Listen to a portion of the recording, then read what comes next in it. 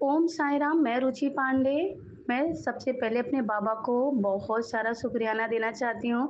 उसके बाद नीतू दीदी को और अपने श्रद्धा सुप्रिय परिवार को बहुत सारा शुक्रियाना देना चाहती हूँ। मैं यहाँ पे आज अपनी लीला सुना रही हूँ आप लोगों को।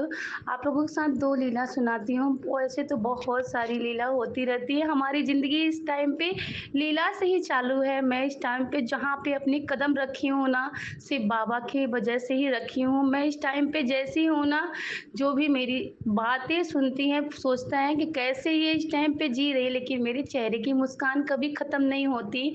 बस मैं अंदर रोती हूँ बाबा के सामने, बाकी मैं बाहर एकदम खिलखिलाती हुई, हँसती हुई निकलती हूँ। देखने वाले यही बोलते हैं कैसे ये रहती है। लेकिन मैं कभी किसी से अपने बारे में नहीं बोलती। कभी-कभी बहुत ज़्यादा जब दिक्कत आती है तो मैं सिर्फ़ नीतू दीदी के पास अब कॉल करती हूँ, नहीं तो मैं कितना इस टाइम पे मुझे ये लगता है कि बाबा मेरी बहुत बड़ी परीक्षा ले रहे हैं, वही परीक्षा मैं देते हुए चली जा रही हूँ, बाकी कोई टेंशन नहीं रहता।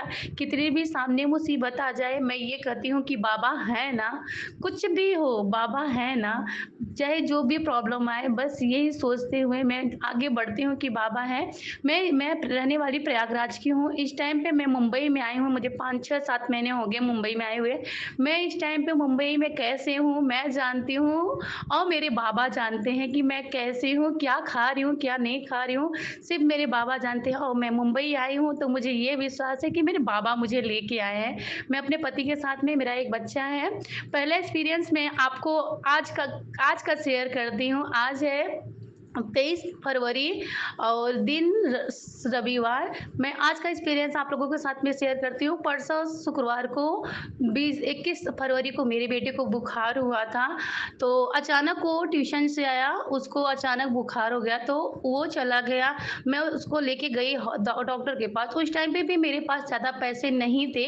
यहाँ पे मुंबई में आपको पता होगा कि डॉक्टर लोग कितना पैसे लेते हैं। मेरे पास पैसा नहीं था, फिर भी मैं एक दवा खाने में गई, वहाँ पे दवा लेके मैं आई और फिर इसका नज़र भी झड़ आई और अचानक पता नहीं कैसे इसको बुखार हो गया। मैं लेके आने के बाद जब तक दवा का असर रहता, फिर उसके बाद ब दवा फिर बुखार हो जाता। टेंशन बनी रहती थी कि हे भगवान कैसे होगा?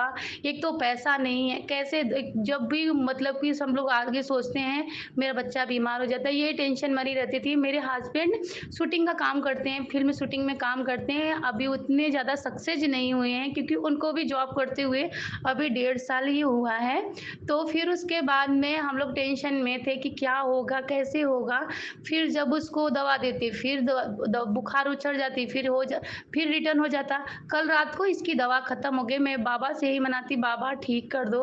बस बाबा की उदी जल देती रहती, लेकिन क्या मैं मतलब कि बुखार उतरता फिर हो जाता। फिर उसके बाद में मेरे पति कल साढ़े 11-12 बजे आए थे। मैं 11 बजे रात को उनको कॉल की कि मैं रोड पे आ रही हूँ, आप आ जाइए। मेरे लड्डू को बहुत ज़्यादा बुखार हुआ है, वो एकदम सुस्त हो चुका है, उसका ये चेहरा एकदम सूज चुका है, ओठ पूरा लाल हो चुका है, मैं रोड पे आ रही हूँ, आप आ जाइए। तो उन्होंने बोला ठीक है मैं आ रहा हूँ, लेकिन उन्होंने मुझे कुछ नहीं बोला। उसके बाद वो साढ़े 11-12 बज रहा था, किसके पास कॉल करे कि पैसा चाहिए, किसी के पास, और डॉक्टर के पास जाओगे तो 8-9 से हज़ार रुपए तो लेंगे ही।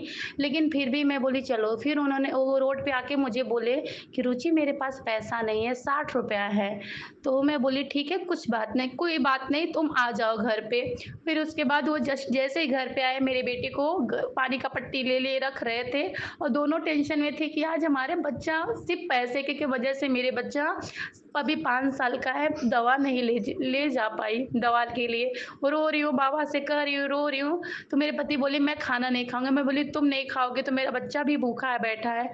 तो उसके लिए मैं रोटी सब्जी बनाई, सब लोग खाना खाए। रोते-रोते मैं सो गई।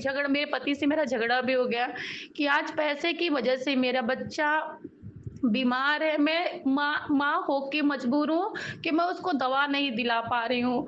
फिर उसके बाद मैं सोची कि कहाँ 12 बज रहा है, कहाँ मैं जाऊँ, अगर मतलब कदम भी उठाऊँ कि चलो मैं जो कान नाक में पहनी हूँ वो बेच के मैं अपने बच्चे को दवा दिलाती हूँ, लेकिन 12 बजे रात को मैं जाऊँ कहाँ?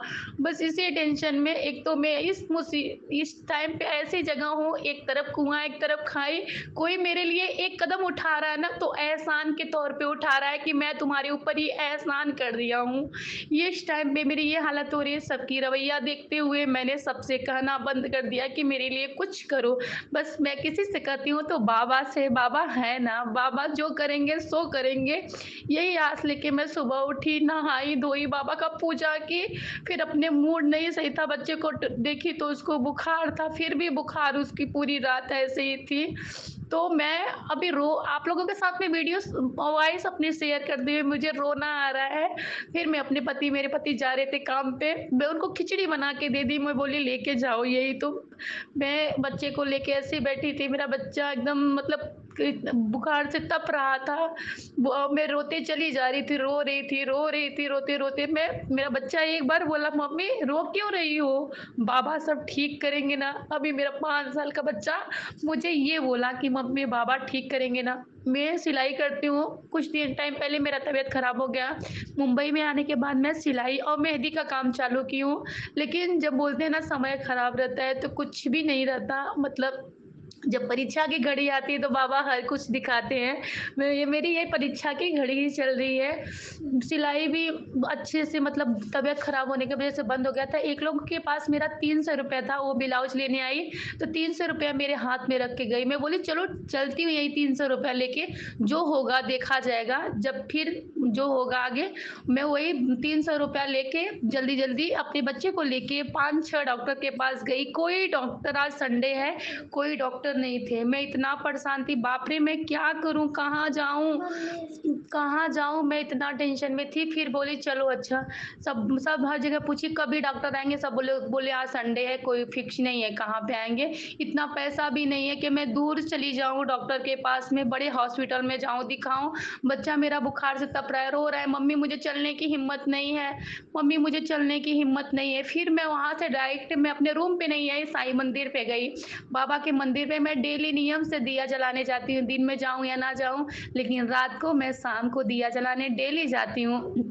फिर उसके बाद मैं वहाँ पे गई, बाबा से बोली, "बाबा, बहुत बड़ी परीक्षा ले रहे हो, एक माँ का दिल आज बहुत रो रहा है, हर एक मुसीबत झेल ले रही हूँ, हर एक तकलीफ झेल ले रही हूँ, मुझसे सब सहा जा रहा है, लेकिन आज मेरा बच्चा बीमार है, मैं कुछ नहीं कर पा रही हूँ, आज डॉक्टर भी नहीं है, मैं ये 300 रुपया लेके घूम रही हूँ, मेरे पास पैसा नहीं है।" यही कह के मैं अपने बच्चे का हाथ पकड़ी और जैसे मंदिर के पीछे आई, एक औरत 2 थैले बड़े-बड़े थैले में दवा लेके आ रही थी। बोली कि भाभी, मैं बोली हाँ बोलिए।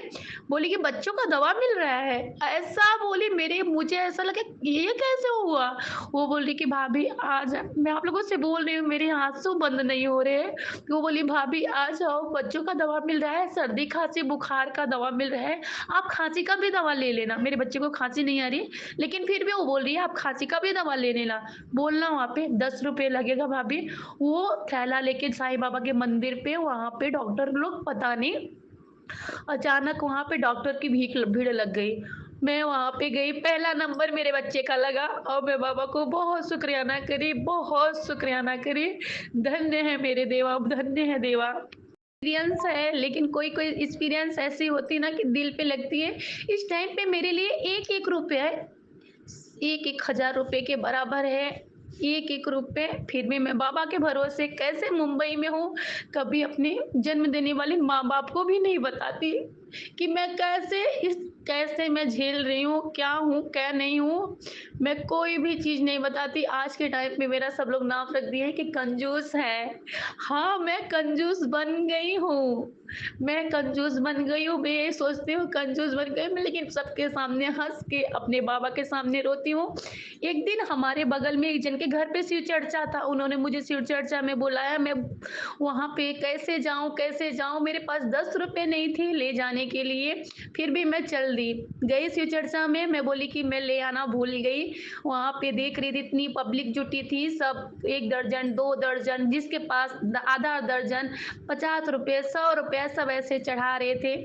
मैं बाबा के आरती में डालने के लिए, मतलब कि शिव चर्चा में डालने के लिए 10 ₹1 भी नहीं ले गई थी आरती में, फिर भी बहुत प्रसाद लेने में भी शर्म आ रही थी, लेकिन मन-मन रो रही थी कि बाबा आज हमारे पास ₹1 नहीं है कि मैं आरती में भी डाल सकूँ। उसके बाद मैं प्रसाद लेके आई, रूम पे रो रही थी मैं, बाबा के सामने आई, बोली बहुत हो गया बाबा, आज ₹1 नहीं है कि मैं आरती में डाल सकूँ। उसके बाद मैं रोते-रोते मेरे हस्बैंड का कॉल आया कि मैं ऑफ़िस से छूट गया हूँ। मैं बोली कितना टाइम लगेगा आने में? तो उन्होंने बोला कि मुझे 1.5 से 2 घंटे लगेंगे। मैं बोली क्यों?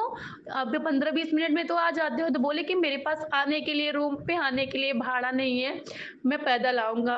यहाँ से 5 किलोमीटर पड़ता है उनका ऑफ़िस। मैं बोली चलो ठीक है कोई बात नहीं। मैं रो रही थी बाबा इतनी स्थिति तुम खराब की हो, जब तुम मुझे मुंबई लेके आए हो, तुमने मुझे इशारा दिया है मुंबई ले आने की, तो इतनी परीक्षा क्यों ले रहे हो? रोते-रोते मैं दाल-चावल बना रही थी तभी मेरे हस्बैंड तुरंत आ गए। मैं बोली अरे कैसे? तो वो इतना जल्दी? तुम तो बोले थे 1 डेढ़ घंटा लगेगा। तो उन्होंने मुझे बोला कि रुचि मुझे 1 डेढ़ घंटा नहीं लगा। अभी अचानक एक आदमी आया मुझे लेके और ले आके अपने रोड पे छोड़ दिया। मैं बोली ऐसे कैसे हो सकता है? कि कोई मैं बोली वो आदमी कुछ बोला नहीं? बोले कुछ भी नहीं बोला। बस मुझे बैठाया ले आके छोड़ दिया, रास्ते में भी कोई बात नहीं की। तो फिर उसके बाद मैं नहीं ध्यान दी। मैं बोली कि तो उस टाइम पे मैं नहीं ध्यान दी और फिर उसके बाद मेरे हस्बैंड अपना मोबाइल चार्ज लगाने जा रहे थे और मेरा मेरा मोबाइल जैसे ही चार्ज में से निकाले सोचे अपना लगा दूँ तो बोल रहे रुचि तुम्हारे मोबाइल में कौन 300 रुपया भेजा? मैं बोली कौन भेजा मेरे मोबाइल में 300 रुपया? जैसे ही मैं देखी मैं बोली धन्य हो बाबा। मतलब कि आज उसके बाद मैं दौड़ते हुए मैं बाबा के पास में गई।